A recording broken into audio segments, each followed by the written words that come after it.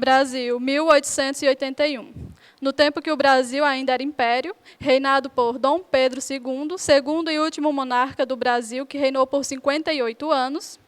É também o ano em que foi decretada a Lei Saraiva, que instituiu pela primeira vez o título de eleitor, proibindo o voto de analfabetos. Naquela época, só quem podia votar eram os homens. Mulheres e pessoas escravizadas estavam excluídos, ou seja, o voto pertencia à elite brasileira. Nesse mesmo ano, no dia 5 de agosto, na cidade do Rio de Janeiro, até então capital do Brasil, nascia João Paulo Emílio Cristóvão dos Santos Coelho Barreto, filho de Florência dos Santos Barreto, uma dona de casa, e Alfredo Coelho Barreto, um professor de matemática.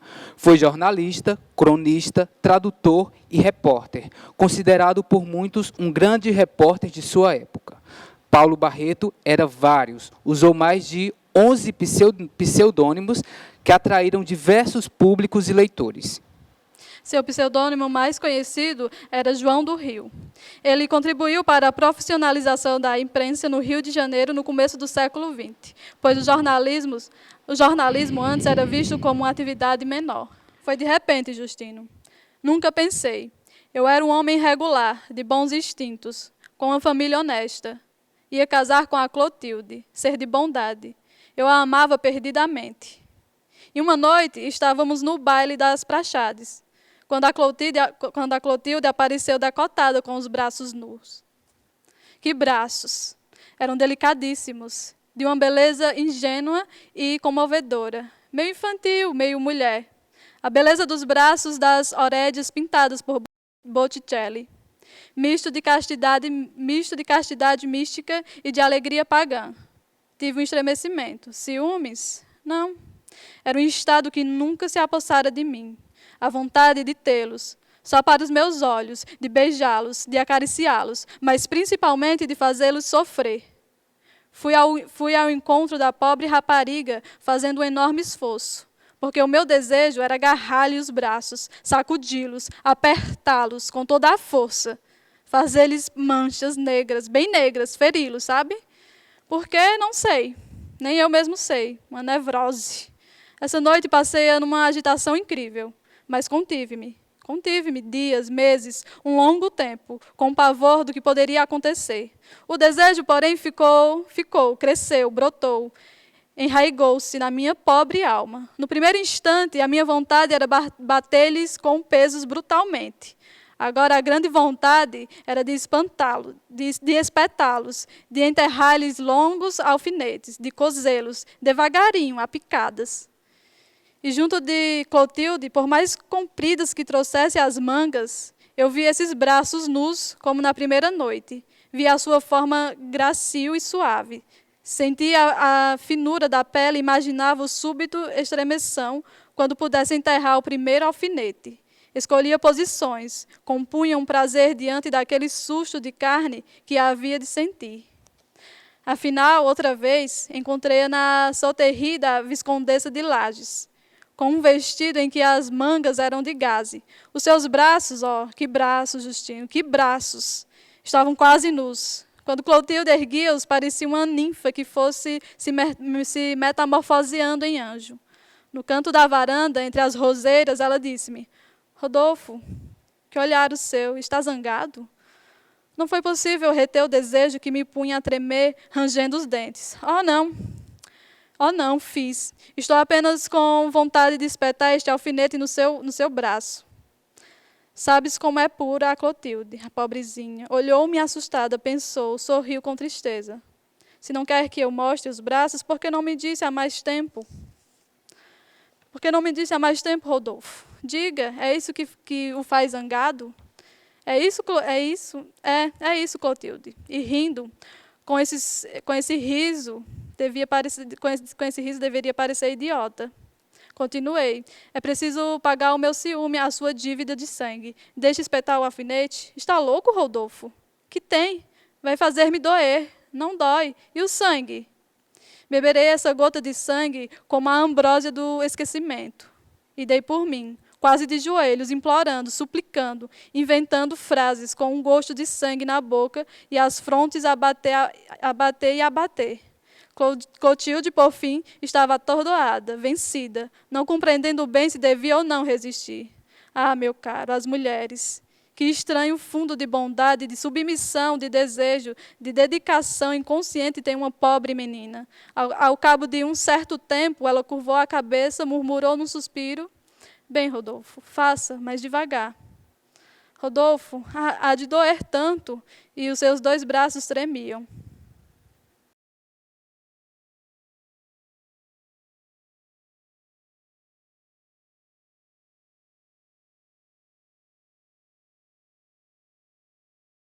Me fala um pouco sobre a obra Dentro da Noite. Bom, Dentro da Noite é o conto que dá nome ao livro, né, de João do Rio, que foi publicado em 1911. E aí, Dentro da Noite, como esse lugar que acontece as coisas, né? Esse lugar esse lugar também sombrio. Sim. E aí, Rodolfo, o personagem do conto, né, encontra seu amigo num trem de subúrbio. E aí ele vai falar sobre o vício meio que sádico dele, né, de alfinetar sua mulher. E aí, nesse percurso, né, ele vai contando até falar que acabou com o noivado, né, e parte para alfinetar outras mulheres, Sim. porque é um vício mesmo sádico do personagem. E as obras deles eram assim bem best-seller, né? Então as pessoas tinham acesso muito fácil às crônicas que o João do Rio produzia. E na verdade, toda a obra do livro, né, em específico essa que dá nome ao livro, que esse livro lançado em 1910, mas ele traz muito essa questão da rua e do que passa ali dentro dos subúrbios, o que é que acontece quando o sol se põe ali pelas ruas do Rio de Janeiro de 1910, né? E aí o trem, né, como esse lugar também que está cruzando a cidade também. Sim. Também é um lugar de observação também, né? Ele era um observador. Sua crônica captava muito do cotidiano. E aí também o trem como esse lugar que está nesse entre-caminho, né? Entre uma classe alta e uma classe baixa, por exemplo. Sim, sim. E o João transitava, né, por essas classes sociais e pelo subúrbio, pela elite, enfim. Uma história de máscaras. Quem não tem na sua vida o carnaval só é interessante porque nos dá essa sensação de angustioso e imprevisto. Francamente, toda gente tem a sua história de carnaval, deliciosas ou macabras, álgidas ou cheias de luxúrias. Um carnaval sem aventuras não é carnaval. Eu mesmo este ano tive uma aventura. É uma aventura alegre? Conforme os temperamentos. Suja? Pavorosa, ao menos. De dia? Não, pela madrugada. Não há quem não saia no carnaval disposto ao excesso, disposto ao transporte da carne e às maiores extravagâncias. O desejo quase doentio é como incutido, infiltrado pelo ambiente. Tudo respira luxúria, tudo tem ânsia e do espasmo. E nesses 4 dias paranoicos de pulos, de enguichos, de confianças limitadas, tudo é possível. Vamos continuar falando das máscaras que o João do Rio utilizava em suas obras, né? Sim. A visão de mundo que João do Rio trazia, né, e que a gente pode perceber dentro das crônicas deste livro, Dentro da Noite, a gente percebe que ele usa muitos elementos carnavalescos, né? E não necessariamente essa ideia do carnaval do Rio, mas de uma maneira muito mais metafórica e, como a gente comentou um pouquinho antes, esses personagens que transitam, que assumem determinadas máscaras sociais e se inserem em determinadas situações. Porque já entra, né, a carnavalização na obra dele.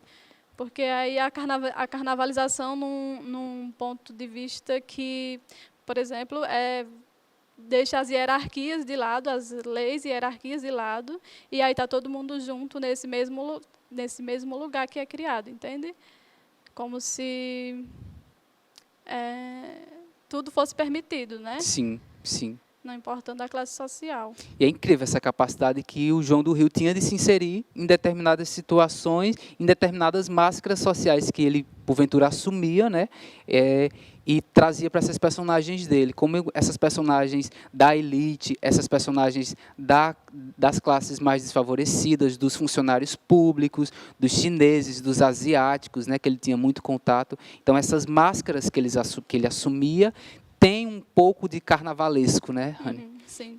E também, né, no conto, né, o bebê de Tarlatana Rosa, onde é narrado o carnaval, né, em si. E aí você vê mais, digamos, mais Evidente, né? Esse uso da máscara, Massa. em que os personagens estão dentro do carnaval mesmo. Sim. E de súbito, um indizível pavor prega-me ao banco. É um dia brumosamente invernal. O azul do céu parece tecido de filamentos de brumas. O sol, como quem desabrocha dentre as brumas. O ar um pouco úmido e um pouco cortante. Congela as mãos, tonifica a vegetação. E o mar, que se vê à distância, num recanto de lodo. Tem reflexos, espelhamentos de grandes escaras de chagas, de olhos correndo de feridas à superfície quase imóvel. O cheiro de desinfecção e ácido fênico. O movimento sinistro das carrocinhas e dos automóveis galopando e correndo pela rua de mau piso. Aquela sujeira requeimada e manchada das calçadas, o ar sem pinga de sangue ou supremamente indiferente dos empregados da higiene. A sinistra galeria de caras de choro que os meus olhos vão vendo. Põe-me no peito um apressado bater de coração e na garganta um laço de medo. A bexiga.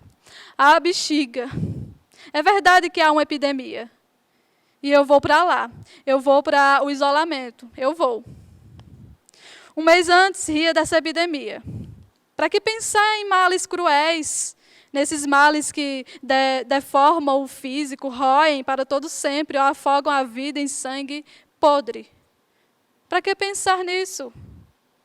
E Francisco, meu querido Francisco, a que eu amava como a melhor coisa do mundo, pensava todo dia, lia os jornais, tomava informações.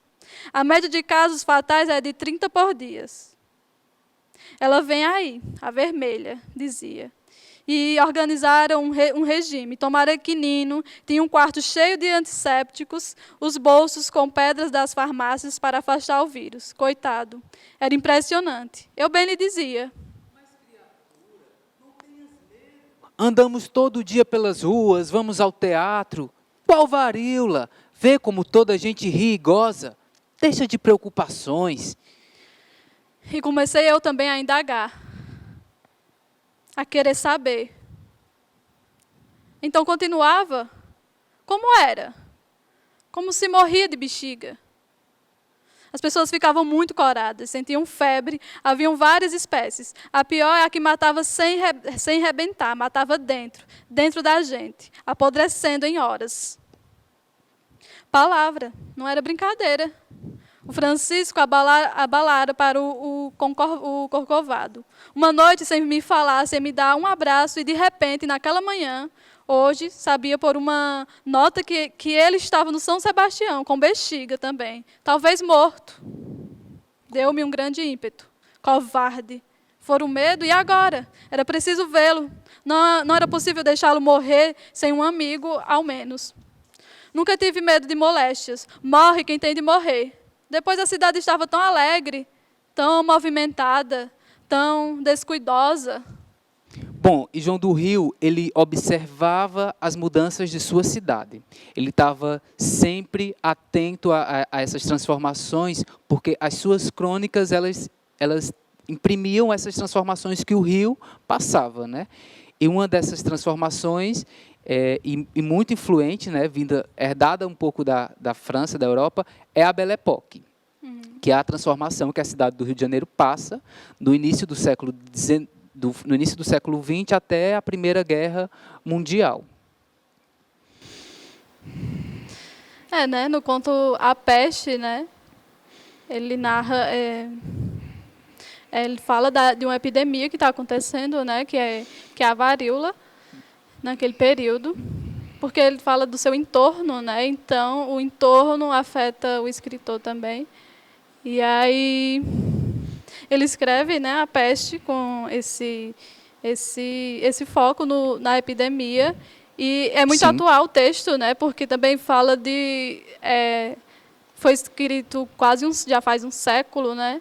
E aí as ideias é como se a gente estivesse também falando hoje, para a epidemia que a gente está vivenciando hoje, né? Sim. Coronavírus. Sim. De fato, é um texto assim, muito atual e que reflete, de fato, nossa realidade. Né? A gente vive uma epidemia. E essa epidemia que vive o personagem do livro, da peste, ele não acredita, ele chega a duvidar que existe uma epidemia. Né? Se a gente pegar comparações, né, Ranier, do que ele retratou na sua crônica, o que a gente viveu, a gente consegue estabelecer links. Sim, porque tem algo muito cru, né, também na obra dele, porque ao mesmo tempo que é sombrio, também tem uma crueza assim nas narrativas, né, e como os personagens falam, que é muito real. Digam, é para sempre o silêncio? Ninguém me fala? Mas eu sou um idiota, um animal, um leproso? Que sou eu? Não respondam. Matem-me. É infame, afinal. Os infames sois vós. Retiro-me. Não como mais. Não fujo, é verdade. Mas morro de fome. Adeus, senhores. E foi então a luta mais curiosa e mais atroz. O esporte mais doloroso e mais inquietante que jamais viremos. A luta entre a palavra e o silêncio. Cada um de nós, com o instinto animal de vencer, não respondia só para obedecer ao comandante. Não respondia porque responder seria a vitória do pobre diabo. Cada figura de bordo era um componente daquela máquina de separação, daquela máquina que o tenente João chamava o pneumático da vontade, a rareficação do homem, porque a palavra é a vida. E falar, trocar palavras, é sentir-se, viver. Godard sentia bem que nós o murávamos no silêncio, que nós, cada dia, erguíamos mais alto aquele muro de mudez, que as suas palavras não conseguiriam quebrar. Resistiu 2 dias, no camarote, à fome. Depois veio à mesa, feroz e sombrio, como um jaguar. E nessa atitude conservou-se 10 dias, dizendo apenas, obrigado, bom dia.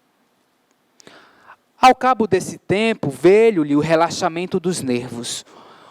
O acicate da vontade mordeu mais forte. Era preciso obter uma resposta. Sentir que não estava morto, inventou uma estratagemas, acompanhava uma pessoa até saber-lhe o nome e de repente dizia-lhes: Ó, José. Esperava em alguns lugares solitários, pedia fósforo, encartava nas palestras. Discussão espreitava o abandono dos marinheiros para obter uma palavra, apenas uma. Nós estávamos, porém, numa situação por demais irritante, com os tiroteios, a falta de víveres e a certeza de um fim próximo. Para consentir, em perder. Aos demais, se ele sofresse, talvez algum sentimental abalado respondesse. Mas Godard era um voluntarioso. A ressignificação não a compreendia. Cada dia que passava era para os seus nervos mais um motivo de fúria, de raiva contida.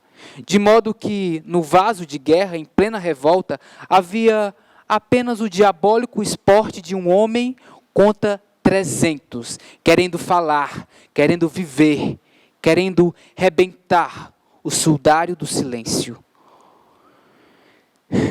sem o conseguir. Nesse conto, Arsênio Godard é o personagem, do conto, e aí ele recebe um castigo, que é de as pessoas não lhe responderem mais. e isso acaba levando ele à loucura. E aí, nessa obra, é como se, ou nesse conto, é como se João do Rio dissesse que a palavra só existe a partir do outro. Sim. Como se, por exemplo, uma obra artística só existisse a partir do outro, porque a gente realmente precisa do outro para que uma obra exista, né? Sim. Sim. Então, nessas palavras, para mim, é como se ele falasse isso. Sim. E o contexto que o conto está inserido, né?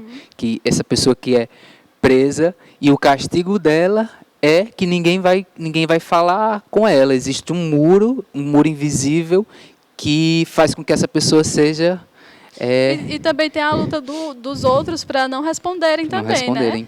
Porque também você não responder a uma pessoa também é algo que você vai contra também. Fingir que a pessoa não existe. Fingir que não existe. Sim. Enfim. E a importância da palavra, né, que é traga nesse conto. Sim. E a falta da convivência, da conversa. A palavra é evidenciada, né? Tipo assim, importante. Sim. A Viviane Mosé fala, né? Se existe acordo, existe comunicação. Se não existe nenhum acordo, ninguém diz nada, né? É ausência pura. Diálogo. E também é importante, né, dizer que não é o único livro do João do Rio. O João do Rio tem uma coletânea, né, incrível. Tem a Alma Encantadora do Rio de Janeiro. Tem as religiões do Rio, né, que focava nas religiões de matriz africana. Sim. E aí ele tinha muitos leitores, né? Ele usava vários pseudônimos e conseguia conquistar vários leitores e público para suas obras, porque ele falava do que ele via. Sim. Ele não tomava um partido, entende? De isso é certo e isso é errado. Sim. Mas ao observar, ele falava sobre aquilo. Estava retratando o cotidiano, Sim, né? o cotidiano. Não tinha um olhar de julgamento. E esses dois livros dele, tanto a Alma Encantadora do Rio, como as religiões do Rio de Janeiro, são duas obras que também vão retratar o cotidiano desse espaço. Tanto a noite, né, e tudo que envolve a boemia e uso de entorpecentes, e, enfim, todo... Porque ele inovou, né, no jornalismo também, porque ele foi... Antes, o jornalismo era aquele lugar que a pessoa ficava só no gabinete escrevendo, e ele vai no lugar, ele vai fazer essa coisa pessoalmente, entende? O jornalismo investigativo, Isso, né? Ele contribui bastante para o jornalismo. Era uma pessoa completa, né? Jornalista, escritor, cronista e amante das ruas. E ele participou, né, de diversos órgãos da imprensa também, né, que foi a Tribuna, o Dia, o Correio Mercantil, Gazeta de Notícias, entre outros jornais que ele fez parte, né, também. E foi integrante da Academia de Letras, Brasileira de Letras. Porque ele tentou a primeira vez em 1905, né, ele não foi aceito, porque ele era um homem negro, gordo, com trejeitos, certos trejeitos. Com o Brasil pós-colonial, né? Com toda essa carga de preconceito e para com as pessoas negras, né? E aí, nessa primeira tentativa, ele não foi aceito, né? Por não estar dentro de um padrão. Sim. De uma supremacia branca. E aí, ele só consegue entrar na Academia Brasileira de Letras para ocupar a 26ª cadeira em 1910, né? Que ele adquire... Ele tem um público muito grande. Sim. Né? E aí é um momento também muito importante para ele, porque ele se afirma também enquanto intelectual, né? Sendo reconhecido dentro dessa Academia de Letras, Brasileira de Letras. Porque já era por fora, né? Já era dentro com os leitores. Porque ele já tinha um público. Já tinha um público. Sim, sim. Acho que é isso, né, Rani? Não. Porque até quando ele em 1921, quando ele morre, né, com só 39 anos, só viveu 39 anos dentro dessa transição, ele... De ataque fulminante. De ataque fulminante, né? Um ataque dentro do táxi, passou o dia todo se sentindo mal, e aí ele morre dentro do táxi. E aí, no seu velório, dizem que teve cerca de 100 mil pessoas, né, Sim, compareceram sim. para seu funeral. Para você ver, né, o alcance literário e a importância dessa pessoa para a sua época, né? Sim. É isso. Acho que é isso. É. Mais alguma coisa, Rani? Dentro da noite, né? É de domínio público. Sim. Está disponível na Fundação Biblioteca Nacional. Quem quiser ter acesso a essa obra, né? Só buscar. Queremos agradecer ao Centro Cultural Banco do Nordeste pelo convite e pela iniciativa de estar desenvolvendo projetos, principalmente ainda nesse período pandêmico, né? Queria agradecer também a equipe técnica, na pessoa do Custódio e da Cinésia. E queria agradecer também a Fusion Filmes por estar fazendo o trabalho de filmagem e edição. Obrigado. Obrigada. Obrigada. É isso.